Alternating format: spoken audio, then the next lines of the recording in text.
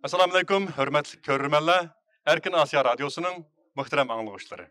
Biz Bosniya'nın paytaxtı Sarajevo şəhərdə işləyətən Dünya Uyğur Qurultayının 8-ci növbətlik ümumi yığını haqqında xəbər verib atdığımız. Bugünkü yığının, yəni saylamның ən axırkı nəticəsi elan qılındı. Saylamda Turğuncan Alavudin əfəndim mutlaq köp avaz bilan Dünya Uyğur Qurultayının 8-ci növbətlik prezidenti olub saylandı. Töndə biz Turğuncan əfəndimni bir iki qız sözləb berishga təklif qıldık. Assalamu alaykum Turğuncan əfəndim. Vaqt chiqarib ziyoratimizni qabul qilganligingizga rahmat aytamiz. Sizga rahmat. Hem shuninglar birlikda sizningki bu o'ringa saylanganligingizni tabriklaymiz. Rahmat. Sizni nurg'un Uyg'urlar Dünya Uyghur Qurultayının diniy ishlar komitetining raisi, mudiri deb tanıydı, diniy sohadik bir zot deb tanıydı. Aldı bilan sizni tanıştırışdan başlagan bo'lsak, o'zingizning og'zidan bir yig'inchoqlab aytsangiz, siz kim? Ben Turguncan Alavudin dolu kısmı. Ben vatanımızın şehir naisidim. Ben endi to'g'ri, albatta ben dini saatni kelib chiqqanligim to'g'ri. Ama ben bu bizning Uyg'urning, yani Uyg'urlar e'tiqod qilib kelayotgan bu İslam dinimizning şu ecdatlarımız qabul qilgan naiti mu'tadil radikallıktan xoli Uyg'urning an'anaviy dini e'tiqodi bo'yicha tarbiyalanib kelgan odamman. Mayli vatanda bo'lsin, mayli chet elga chiqib Al-Azhar universiteti o'qish jarayonida bo'lsin, men yana davomli shu o'zimizning an'anaviy dini e'tiqod davomlashtirib keldim. Hech qanday chet eldagi oshqun radikal tashkilotlar ya organlar ya shaxslarning hech qanday ta'siriga uchirmadim. Bunga shukr, men yana o'zimning Uyg'urligi bilan, yani Uyg'ur an'anaviy e'tiqodi bilan, Uyg'ur urf-odati bilan davomlashtirib kelyaptim hayotimni. Azarda meni ko'pinchalar faqatlam shu din o'qigan deydi, ama Azarning mening o'qigan fakultetning ismi Qonun ve Din Şeriat deydi. Yani bununda hozir xalqaro qonun ve İslam dininin qonunlarini beraber o'xshash darajada o'qitilgan bir fakultet. Men shuni o'qigan. Shunga o xalqaro qonundanmi to'liq xabarim bor. Hem dini jihatdanmi yeterli ma'lumotim bor. Shunga endi men o Azhar Üniversitesini bitirib Germaniyaga kelgandan keyin endi u yerdagi Uyg'ur qarindoshlarimiz bizga bir shu diniy jihatdan yetakchilik qilgan kishi lozim deb qolsin degandan keyin deb qoldim. Ondan keyin Dünya Qurultayi qurildi. Dünya Qurultayi qurilgandan keyin Dünya Qurultayida xizmat qilishga boshladim. Diniy ishlar komiteti mudiri bo'lib 2021-yilgacha Diniy ishlar komitetining mudiri bo'lib ishladim. 2021-yili Pragda ishlangan 7. navbatlik qurultayda ijroiy komitetining muavin raisi bo'lib saylandim. Bu qatim bizning vakillarimizning saylashi bilan Dünya Qurultayining raisi bo'lib saylandim. Demek siz şu Dünya Uyghur Qurultayı kurulgandan bu yan davanın Dünya Uyghur Qurultayı'nınki işi de bir adam. Doğru. Üzlüksüz Dünya Qurultayi'nin zaten her kandak boran çapkınga berdaşlık verip üzlüksüz şu qurultayda hizmetini davamlaştırıp kelgan adamlarning birisi. Rahmat sizga. Demek Dünya Uyghur Qurultayı'da işleş jarayonida sizde Dünya Uyghur Qurultayı'nınki hizmet qilish prinsipleri, onunki usulları her cihatte tecrübe toplap yetildirip geldiniz de bir sak doğru oldu. Ama kandak olmuşsun, ama adamınki rehberlik sentede bir fark oladan da. Siz ettiniz, siz hem dini hem kanuni cihetten terbiyelengen bir kişi. Hem onundan başka 10 yıldan köprek vakit dava sepet duruyotgan mütedil bir dini zat dep ettiniz. Hem de şu tecrübelerinizden hemen koşka vaxtıda belki sizden okşmaydıgan bir hizmet tecrübesi va rahbarlik san'ati o'xshamaydigan shakldagi rahbarlik san'ati bo'lishi mumkin. Siz kelgusida Dunyo Uyg'ur qurultayiningki rahbarlik san'atiga qandaq o'xshamaydigan bir madaniyatni, qandaq o'xshamaydigan bir rahbarlik axloqini, rahbarlik andisini tunishtirishni o'ylayapsiz. Mening endi Dunyo qurultayida degandek uzun muddat xizmat qilish jarayonida men masalan qurultayning qurg'uchi raisi Erkin Aliptekin bilan birga xizmat qildim. Ve Rabia Qadirxonim bilan birga xizmat qildim. Dolqin Isa efendim bilan birga xizmat qildim. Şu jarayonda men bular bilan birga xizmat qilish jarayonida nihoyatda mo'l tecrübeye eriştim. Yani insanın mizaç xulq farklı bo'ladi. Bu sabık reislerimizin her birinin o'ziga xos mizaç xulqi bor. Hammasini men yig'inchoqlab, hammani birlashtirib, men bu qurultayning atrofiga texmo xalqimizni zich birlashtirib, mayli u kishining dini e'tiqodi kuchli bo'lsin, susroq bo'lsin yoki u kishi vatan shu Uyg'urga xizmat qilaman deydi ekan, Uyg'urning ham dardini anglataman deydi ekan, hech qanday u kishining kelib chiqishiga qaramasdan u kishini atrofimizga to'plashga tirishaman. Ba'zi bir nimalar o'tdi ilgirki vaqtlarda. Qurultay xalqimizning oldida bir qism kishilarning oldida qurultay xuddi dinni yaxshi ko'rmaydigan, ya'ni dinni chetga qo'yadigan manda bir tashkilotdek, manda bir tushunchalar berilib qoldi. Ammo halbuki unda emas. Qurultay u har qanday bir insonning diniga, irqiga, jinsiga qarab muomala qilmaydi. U kishining layoqatiga qarab, u kishi shu da'vo uchun foydali kishi bo'ladi ekan, mayli u kishi kim bo'lishidan qat'iy nazar, er bo'lamdi, ayol bo'lamdi yoki dindor bo'lamdi, dini susroq bo'lamdi, qanday bo'lishidan qat'iy nazar bu kishini qurultay quchoqlab ichiga elib keldi. Men bundan keyin texmi buni taraqqiy qildirib, texmi keng shaklda shu vatanimizdagi irqiy qirg'inchilik uchrayotgan xalqimizning hurligi uchun, ashlarning demokratik haq huquqini qo'lga keltirish uchun har qanday sohada bo'lsin, har qanday hisobda bo'lsin, shu da'voni qilayotgan har qanday kishiga hurmatim bor. Ularni atrofimizga to'plashga tirishaman. Hech qanday bir kishini chetga chiqishni xohlamayman. Chunki biz hozir nihoyatda birlikka muhtojmiz. Chunki u vatan hammamizning vatani. Hamma Uyg'urning vatani. U Uyg'urning ichida Uyg'urlar bir millat, davlat qurgan bir millat. Bu millatning ichida har xil insonlar bo'ladi. Har xil fikrdagi, har xil ideyadagi, har xil qarashdagi insonlar bo'ladi. Ularni hech qaysini chetga qo'ymasligimiz kerak. Hammasining shu vatanda haqqi bor. Hozir shu xalqarodagi Uyg'ur da'vosi, Dunyo Uyg'ur qurultayi duch kelayotgan eng og'ir masala, jiddiy masala nima? Bir yig'inchoqlab aytsak, eng og'ir masala nima? Jiddiy masala ya'ni. Dunyo qurultayi duch kelayotgan shu hozirgi navbatdagi vaziyatdagi og'ir masala nima bo'lyapti desam, shu Xitoyning hozir shu chet elda elib berayotgan aldamchilik siyosati. Bununda mayli xalqaroni bo'lsin, mayli islom dunyosini bo'lsin, mayli turk dunyosini bo'lsin, hatto chet eldagi Uyg'ur jamiyatini bo'lsin, bu Xitoy hokimiyati hozir o'zining olib berayotgan irqiy qirg'inchilikdan iborat jinoiy qilmishini yoshirish uchun chet elga qarata aldamchilik, hiylagarlik, saxtapazlik siyosatini qo'llanadi. Masalan, demokratik davlatlar, albatta Amerika boshlig'ida g'arb davlatlari Xitoyning bu hiyla nayranglarini tushunib yetib bo'ldi.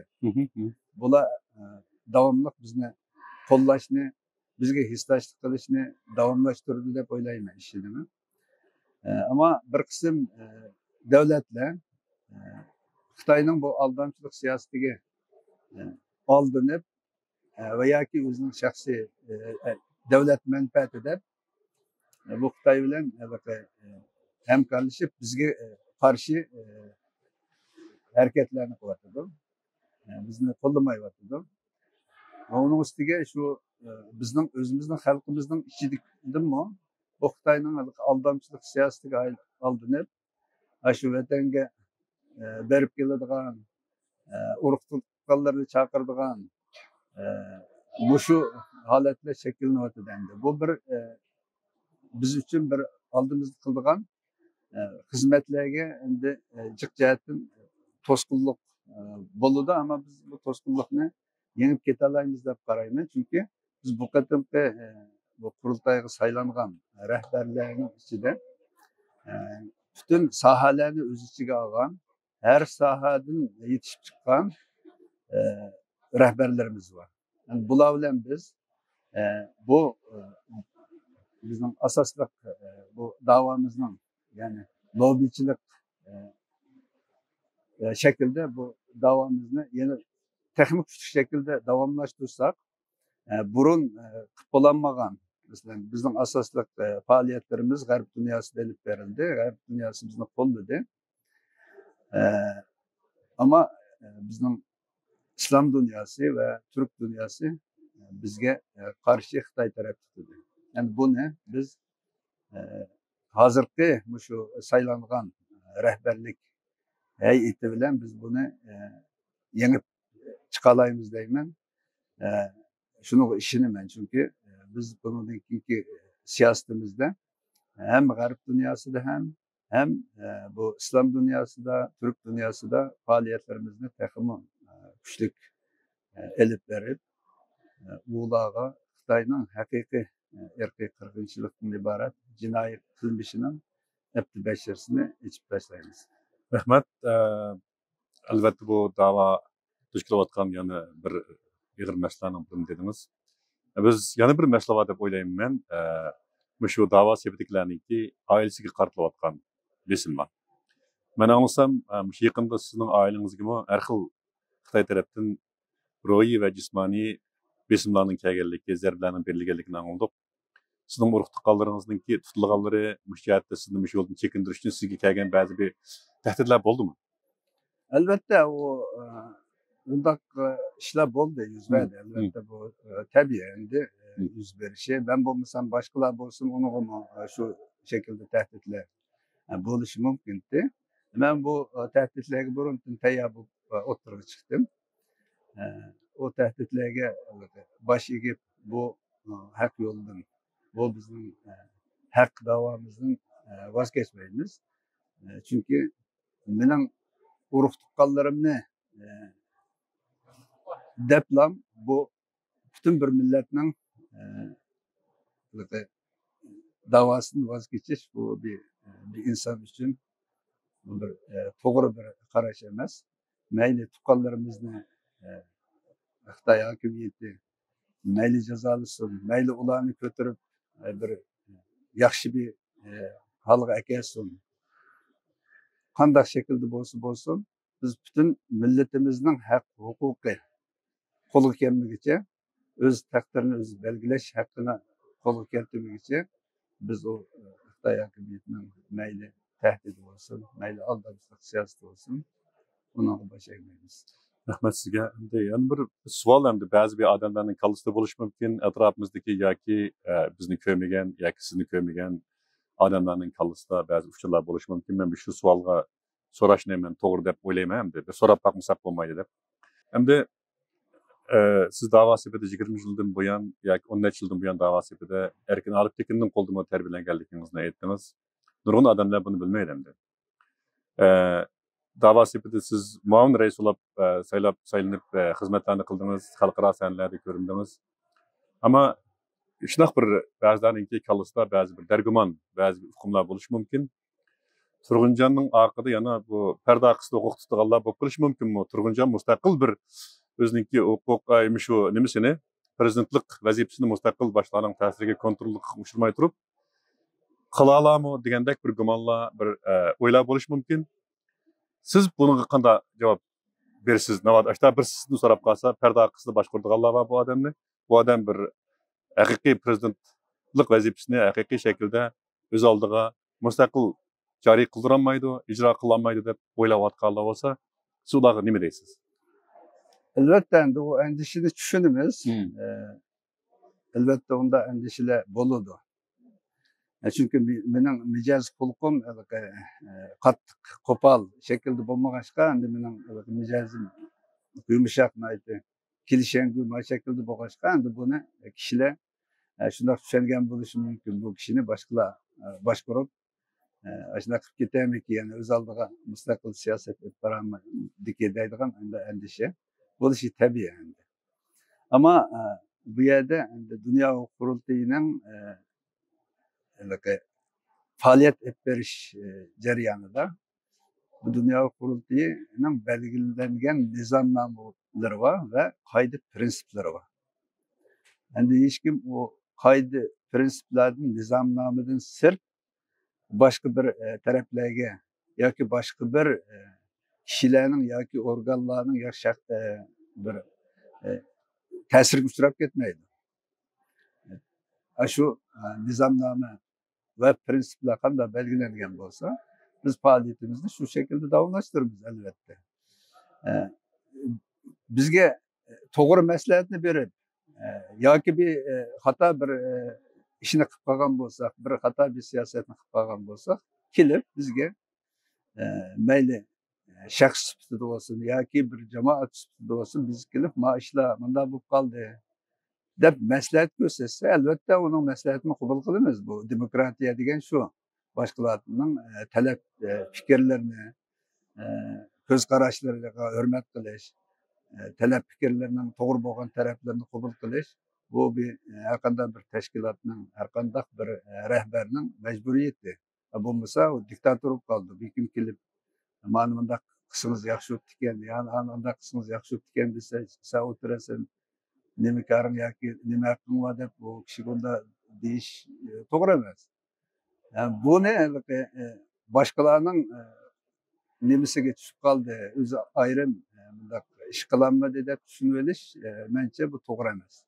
Siz bugundan boshlab hem de resmi yani akşam keşten başlap Dünya Uygur Kurultayı'nın ki 8. nöbetlik prezidenti bo'lib saylandınız, reis bo'lib saylandınız. Hem de bu erteden başlap ben kılmasam bulmaydıgan ciddi meselenin birisi müşo dep qaragan bersangiz, nima tunjulab qaysini qilishni o'ylayapsiz? Men endi tunjulab bizning qilgan ishimiz oldi bilan biz qurultay rahbarlari xizmat taqsimoti qilib olishimiz kerak. Çünkü Dünya Kurultayı'nın kurultayı iki yönlüştü mağdur. Birisi bu halkara taşkı siyaset ve içki siyaset. Bu içki siyaset dediğimiz özümüzden kurultay içindeki rehberler ve vekillerden sır yani halkımızdan boğan münasebet. Bu liniyemi pek mühim. Biz endi aldığından şu kurultayının rehberlerinin içinde taşkı işlerine mesul olan, taşkı siyasette aktif rol yapmayan rehberlerini bu yüzden layıklığı karab şunu ayrıyız. Hem de mavi teşkili meseleler ve özümüzün içki siyasette elip vardıgan bu faaliyetlerimiz, bu işlerimiz için elbette onunla kabiliyetlik insanlarını o belgeler biz şu şekilde kurultayını içki ve taşkı cihette takımı muntizam, takımı ilgar seviyeye etkilişke tirişimiz. Şununla başlayımız. En azından bizden birinci kılıdığan işimiz hazırki halkımız üstünde yürgüzülatkan erkek kırgınçlığını to'xtatish. Bunun da elbette biz G'arb Amerika başta G'arb dünyasının qo'llashiga muhtoj ve qo'llayapmiz bizni. Andan keyin bizni qo'llamayotgan Xitoyning aldamchilik siyosatiga olinib ketayotgan islom dunyosi va arab dunyosi va turk dunyosi bularga yaqinda ziyorat tashkillaymiz. Bu yerga balki o'zim berishi mumkin. Chunki bu yer men arabchani yaxshi bilgandan ham turkchani yaxshi bilaman. Bu jihatda tirishchiligimni ko'rsataman. Ama G'arb dünyasında Amerika başlıq bu devletlarda faaliyet barıdığan bazı zarur bo'lgan yerligi men o'zim bo'lmaganda yordamchilarimiz, ijroiy komitemizning raisi, bular meni G'arbda pishib yetilgan siyosatchilarimiz, ular davomlashtirdi. Shu şekilde boshlaymiz. Bo'ldi. Axir bir savol endi. Siz şu fırsatdan foydalanib diasporadagi va vatan ichidagi Uyg'ur xalqiga qanday deydigan gap so'zlarimiz bor. Ben bu şu fırsatdan faydalanıp halkımızga deydiğim, halkımızga şundak va'da beraman. Halkımızın çekivatkan bu azap uqubatlarini xalqaroga bo'libmi demokratik ellarga texmo to'g'ri shaklda yetkazish orqali xalqimizning intilayotgan, arzu qilayotgan shu erkinligining patroq qo'lga kelish uchun bütün kuchim bilan harakat qilaman va bütün qurultay rahbarlari, vakillari va chet el diasporadagi xalqimizning qo'llashi bilan bu vatanimizdagi irqiy qirg'inchilikni to'xtatish birinchiligimiz. Ondan keyin vatanimizda bo'layotgan boshqa og'ir kulfatlarni, zulmlarni buni tadrijiy masalan qul amgiki bo'layotgan bu ishlab chiqarilayotgan bu zavodlarni xalqaro bunu cheklash hozir nurg'un davlatlar bu vaqtda boshqa Amerika qonunlarni ma'qullab cheklayapti. Shu shaklda Xitoy hokimiyatini bu irqiy qirg'inchilikni to'xtatishga va Uyg'ur xalqiga o'zining insoniy haq huquqini, demokratik haq huquqini va o'z taqdirini o'zi belgilash huquqini xalqimizning qo'liga keltirish uchun bu vaqtda jon fidolik bilan tirishib manaman. Xalqimizning kutgan umidini yerda qo'ymaslikka bütün vücudum bilan tirishib manaman. Rahmat sizga vaqt chiqarib so'zlashganingizga.